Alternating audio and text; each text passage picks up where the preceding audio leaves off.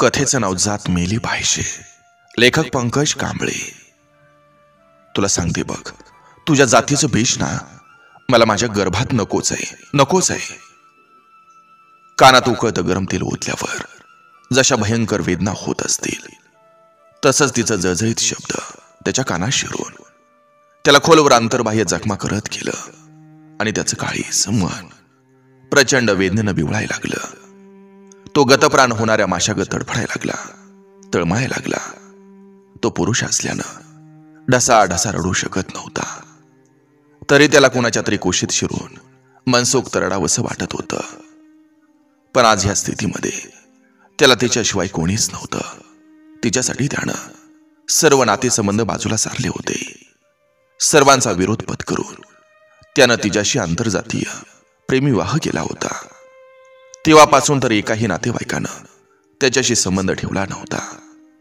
सर्वजण दुखावल्यानं त्याच्यापासून दुरावले होते आणि आज ती पण त्याच्याशी फटकून वागत होती. काय करावं हे त्याला काही सुचतच नव्हतं. त्यानं ऑफिसची बॅग उचलली आणि तो उपाशी पोटी तसाच घराच्या बाहेर पडला. त्यांचा प्रेमविवाह झाल्यापासून दररोज छोट्या मोठ्या कारणावरून त्यांचं खटकं उडत होतं. पण आज तर तिच्या झोंबणाऱ्या शब्दांनी त्याचं अवसान पुरतं गळून पडलं होतं. तिची पावलं मोठ्या मुश्किलीनं पडत होती. प्रत्येक पावलाकणी त्याला आपला भूतकाळ जशास तसा आठवायला लागला. लहानपणापासूनच त्याला जातीनं छळलं होतं, इतकं की आता तर त्याला जात या शब्दाचीच चीड येऊ लागली होती. रमाकांत हा बालपणापासूनच हुशार आणि कुशाग्र बुद्धिमत्तेचा. त्याच्या हुशारीमुळं तो त्याच्या वर्गात सर्व विद्यार्थ्यापेक्षा सगळ्या विषयात पुढं असायचा. पण त्याच्या मास्तरला त्याची जात खटकायची. त्यामुळे मास्तरनं रमाकांतची योग्यता असूनही त्याचा वर्गात कधी गौरव केला नाही, अथवा त्याचा मार्कशीटवर कधी पहिला नंबर येऊ दिला नाही. रमाकांत शालेय जीवनात नेहमी जातीच्या कट कारस्थानाला बळी पडत राहिला. तरी दिवस रात्र मेहनत घेणारा रमाकांत मात्र न डगमगता पुढं झडत राहिला, पुढं जात राहिला. पदोपदी जातीनं डंक मारून रमाकांतला जखमी केलं. परंतु रमाकांतनं कधीच हार मानली नाही. आडनावावरून जातीचं संशोधन करणाऱ्या आपल्या या देशात रमाकांतच्या आडनावावरून जातीचा बोध होणं हे फार सोपं होतं. त्यामुळे रमाकांतला आपली जात सांगायची आणि लपवायची कधी गरज पडली नाही.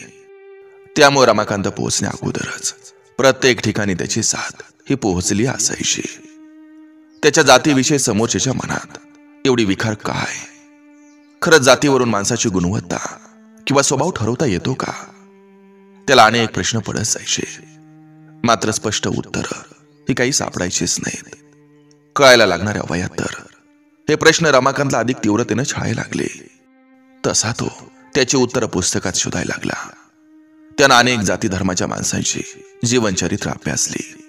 तेव्हा रमाकांतला अनेक धर्माची जात न मानणारी माणसं ही सापडायला लागली. खरंय, सगळीच माणसं वाईट नसतात. लिहिणारी वाचणारी अनेक माणसं जात मानत नाहीत. अशाच एका जात न मानणाऱ्या अंजलीच्या प्रेमात रमाकांत पडला. अंजली सुद्धा रमाकांतच्या व्यक्तिमत्वानं इतकी प्रभावित होती की तिनं रमाकांत सोबत लग्न करण्यासाठी तिच्या घरच्या सगळ्यांचा विरोध पत्करला होता. तिच्या घरच्यांच्या या आंतरजातीय विवाहाला जसा विरोध होता, तसाच रमाकांतच्या घरच्यांचाही विरोध होता.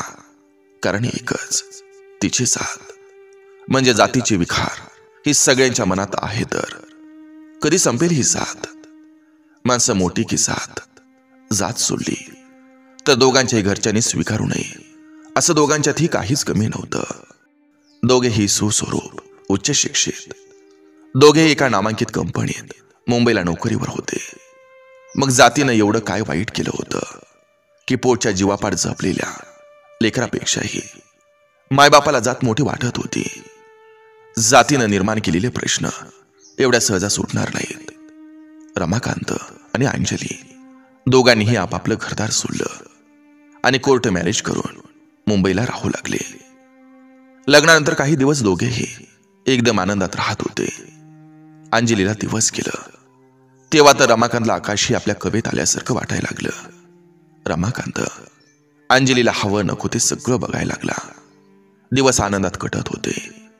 पण सुखी संसारात विघ्न पडावी तसं अंजलीच्या एका मैत्रिणीनं अंजलीच्या मनामध्ये रमाकांतच्या जातीविषयी जहाल विष पेरणी सुरू केली. रमाकांतचे लोक आपल्या जातीविषयी कसं वाईट बोलतात हे अंजलीला व्हिडिओच्या क्लिपद्वारे ती दाखवायला लागली. त्यावरून रमाकांत आणि अंजली यांच्यामध्ये भांडणं व्हायला लागली. एकमेकांच्या जातीविषयी गरळ ओकली जाऊ लागली. अखेर साथ ही काही दोघांचाही पिच्छा सोडायला तयारच नव्हती. चांबडीसारखी कायमची पक्की चिकटलेली साथ हळूहळू भांडणं ही विकोपापर्यंत पोहोचायला लागली. तसा रमाकांतचा जीव नकोसा व्हायला लागला. रमाकांत बाहेर जास्तीत जास्त वेळ हा राहायला लागला. तसं अंजलीची मैत्रीण अंजलीच्या मनात ही अधिकच विष पेरायला लागली. आणि बुद्धिवादी असणारी अंजली सुद्धा हळूहळू बदलायला लागली. एक दिवस तर कहरच झाला. अंजली रमाकांतला न विचारताच पोटातील बाळाचं ऑपरेशन करून आली. रमाकांतनं जाब विचारताच अंजली म्हणाली, हे बघ, तुझ्या जातीचं विष ना माझ्या गर्भात नकोय मला. काय बोलते तू? माझ्या जातीचं विष? अगं अंजली, अगं ते आपल्या प्रेमाचं विष आहे. आणि जातीवरून एखाद्याची हत्या करण्याचा तुला आणि मला काय अधिकार आहे ग? माणूस मेला ना तरी चालतो, पण जात जगली पाहिजे. खरंच ग, माणसापेक्षाही जात एवढी जास्त गरजेची आहे का ग? जात शिल्लक नसली ना तर माणसं जगणार नाहीत का ग? परत जातीचा प्रश्न रमाकांतला अंतर्बाह्य पोखरत गेले.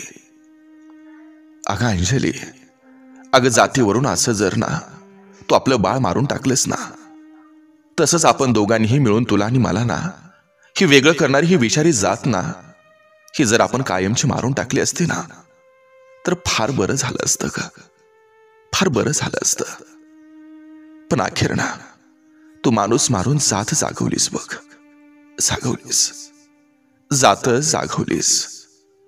अगं उच्च निश्चतेच्या भिंती उभारून माणसं तोडणारी, माणुसकी विसरणारी, माणसं मारणारी ही कपटी जात ना कायमची मेली पाहिजे ग, कायमची मेली पाहिजे.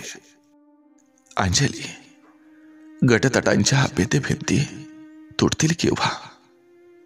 जीर्ण रूढींचे फास पुराणे सुटतील केव्हा?